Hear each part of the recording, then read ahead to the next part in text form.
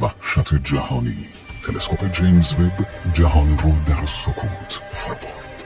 حتی دانشمندان هم شوکه شدن.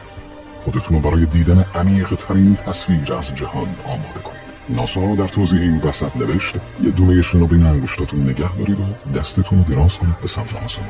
به نظر شما چه مقدار از آسمون در پشت یک دانشمند مخفی میشه؟ تقریبا هیچی، درسته؟ اما تلسکوپ جیمز وب پاسخی شوکه کننده داره. تماشا کنید. این عظمت دیوانه کننده چیزیه که در پشت یک دونه شن مخفی میشه. با نگاه کردن به این تصویر در واقع به گذشته های دور نگاه میکنیم. ترسناکتر اینه که جیمز وب در این تصویر پرتوهای نوری دریافت کرده که مربوط به 13.5 میلیارد سال قبله. این به معنیه که این پرتوها 13.5 میلیارد سال در راه بودن تا به آینه های تلسکوپ جیمز وب برسن.